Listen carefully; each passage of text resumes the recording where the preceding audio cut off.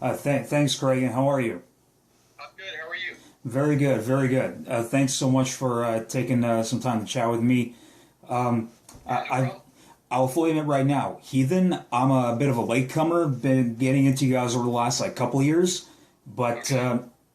you guys are like one of my favorite Bay Area bands. Awesome. So Thanks. yeah. First of all, the first question I have to ask that I've been asking pretty much everybody that I've been interviewing recently is, what have you been doing to occupy your time during the lockdown pandemic? Well, I mean, we've had a lot of like sort of, promotional work for the new Heathen record. Hmm. Doing interviews, all kinds of stuff for the release, and then I run the Heathen online store out of my house, so getting things ready for the, shipping stuff out. I also manage bands, so besides managing Heathen, I'm part of the Exodus management team and Oh, a nice, few other bands. So I, between that stuff and my guitar books and stuff like that, I have plenty to keep me busy. nice, nice. Obviously, it's an exciting time right now for Heathen. You got the new record, Empire of the Blind, your first since Evolution of Chaos. I've been listening to the record, and it's phenomenal. When did the writing for this album begin, and how does the writing in Heathen work? Is it a collective thing, or is it like one or two primary writers? Well, I'll start with the second question. This band has sort of always been a collective. Um, there's no one writer, I don't think, over the years. It's mostly been whoever has material. Hmm. There's freedom to contribute whatever you have, and it's kind of always been that way, even back to the very first record. The original guitar player Doug Piercy wrote a lot of the songs on that first record.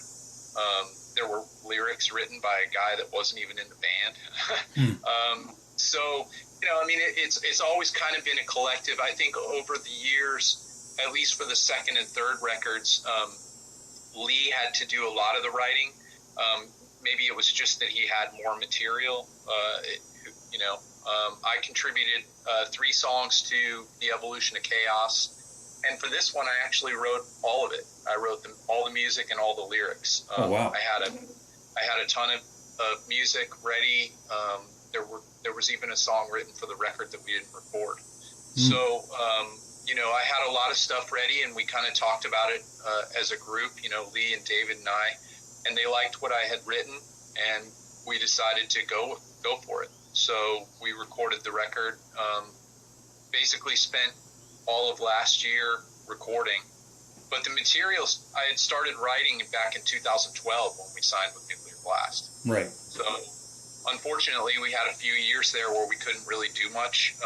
Lee and I were both busy touring with Exodus, and they had a really heavy tour schedule. Yep. So we had breaks in between tours, but it wasn't substantial enough to, really dig into the record like we needed to. Right.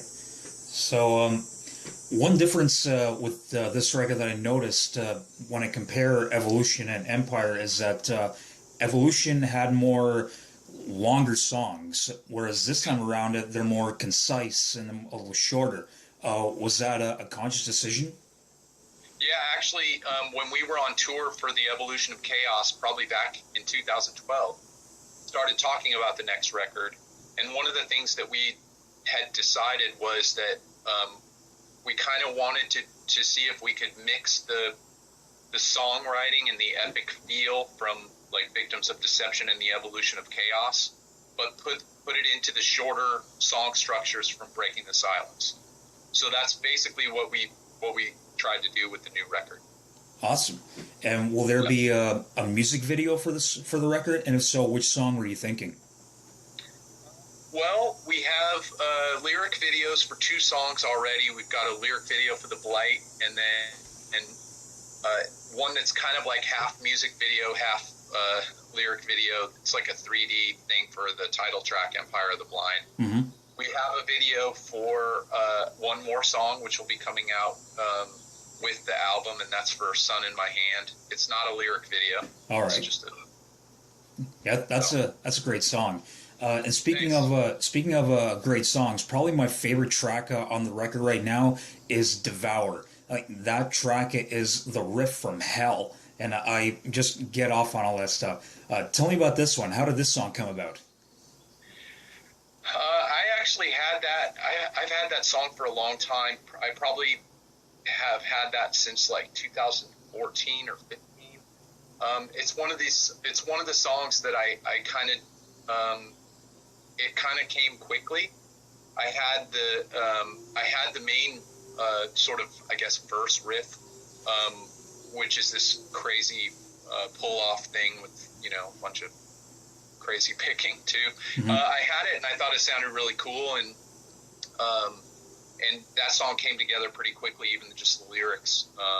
The only thing that we added, or that I added later, was the samples of Jim Jones, Hmm. and that's kind of two reasons. First, the song is about a megalomaniac, and he certainly was one, and then also it kind of harkens back to victims of deception.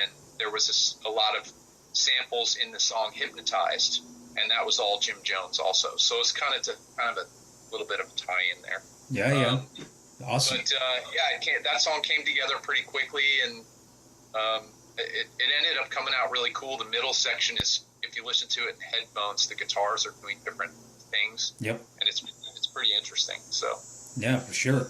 It's awesome. Like I said, probably my favorite track. There'll certainly be like other ones, but right now that one's like my top favorite right now. So awesome. awesome, Cool. cool, thanks. So, uh, as you mentioned earlier, for quite a few years in the last decade, you were a fill-in guitarist for Gary Holt in Exodus while he was on tour with Slayer.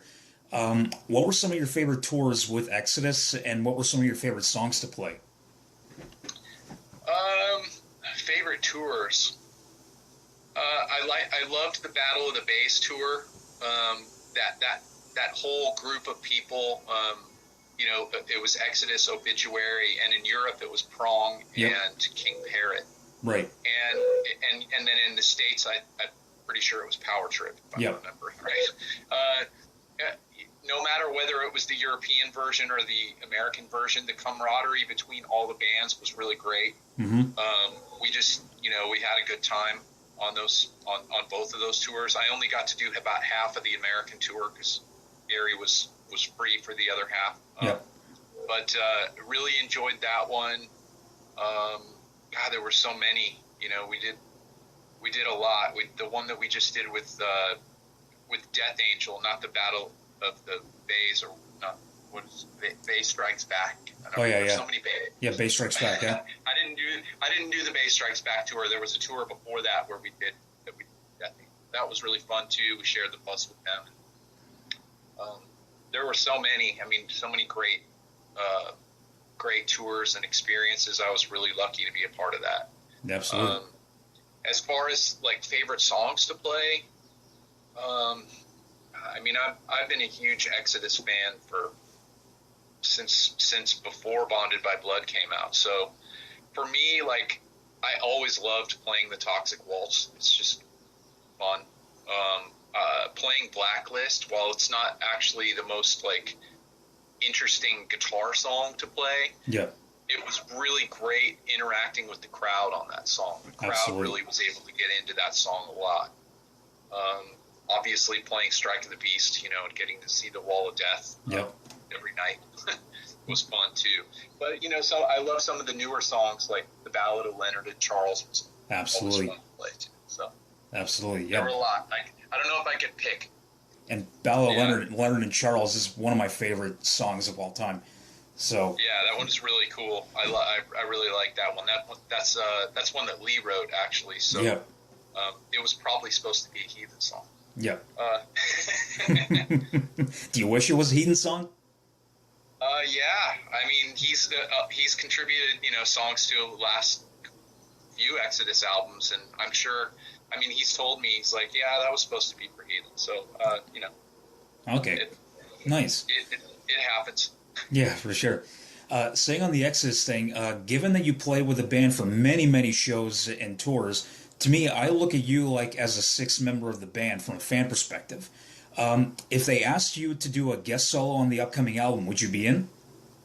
Of course, without any hesitation. Awesome. So, next year is the 30th anniversary of Victims of Deception. Any plans for a special celebration?